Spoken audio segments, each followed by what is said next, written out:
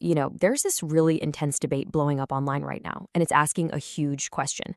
Is AI on a collision course with capitalism itself? We're going to dive right into that firestorm. And we're using a fascinating conversation from Reddit's r/futurology to really get to the heart of this paradox that might just shape our entire economic future. Okay, so what exactly is this paradox that has everyone so fired up? Well, think of it like this. It's a fundamental conflict, almost like a potential self-destruct button that a lot of people think is baked right into the system, especially as AI gets more and more powerful. It sounds so simple on the surface, but the implications are just massive. I mean, a world full of amazing stuff made by AI is fantastic, but it's totally pointless if there's no one with money in their pockets to actually buy it. So here's how that dangerous feedback loop works. Step 1. Companies use AI to automate jobs to save money. Step 2. This leads to widespread unemployment. Step 3. People without jobs don't have money to spend, so they stop buying things. And then boom, corporate profits, the whole reason for automating in the first place, completely collapse.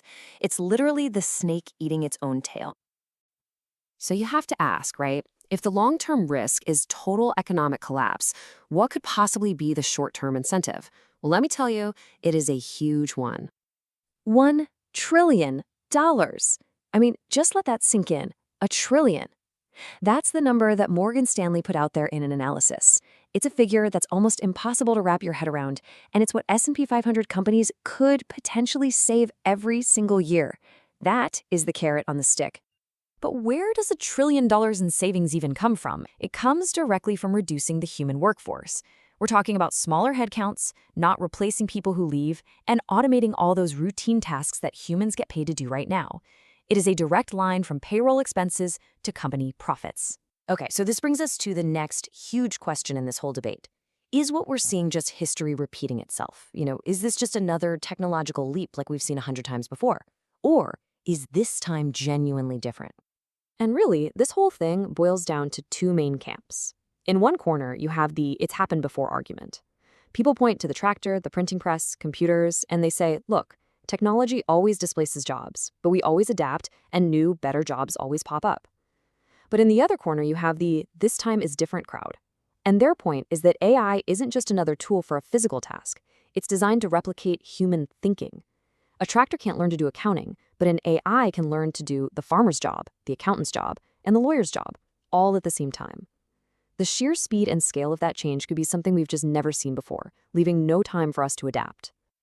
And of course, we have to mention the third camp in this discussion, the skeptics. These are the folks who say, hold on a minute, everyone. They argue this whole thing is way overblown, that AI is just the latest tech bubble, it's all social media hype, and its real-world capabilities are nowhere near what people are claiming. It's a super important reality check to have in this conversation, for sure. So let's just assume for a second that mass automation really is coming. Where does that leave us? Well, the Reddit threads are basically a gallery of possible futures, and they range from pretty optimistic to straight up apocalyptic. Okay, first up, we have what you could call the Elysium scenario. This user, E200, paints a picture straight out of that movie. The super rich who own all the AI and all the robots, just check out. They don't need the rest of us as consumers anymore. They just produce everything they need for themselves, for free, and completely separate themselves from a population that's become, in their eyes, economically useless. Then there's this other pretty dark vision, the neo-feudal scenario.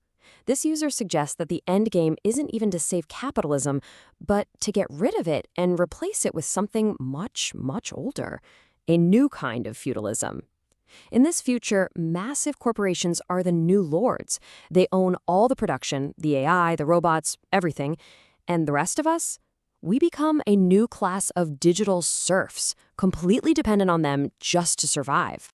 But hey, it's not all doom and gloom. There's also a more hopeful, or at least more adaptive, vision that pops up a lot, and that's the universal basic income, or UBI scenario. The thinking here is pretty straightforward. As AI creates all this incredible wealth, the government has to step in, tax that automated productivity, and then redistribute the money to everyone. That way, people still have an income to live on and can keep the economy going.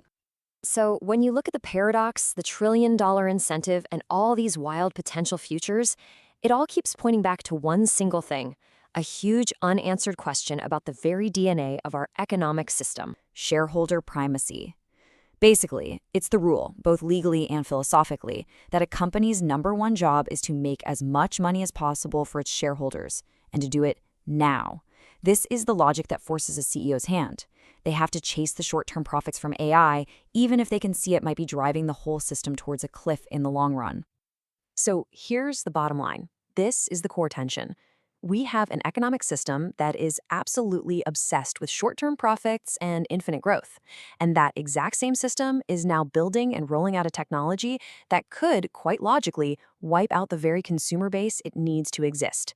That is the conflict. That's the paradox we can't seem to solve. And all of this leaves us with one final, absolutely massive question. Technology is moving at light speed, but our economic roles and social systems, they move at a snail's pace. So as we race to build these incredibly powerful AIs, you just have to wonder, is the economic system that created this technology actually capable of surviving its own creation?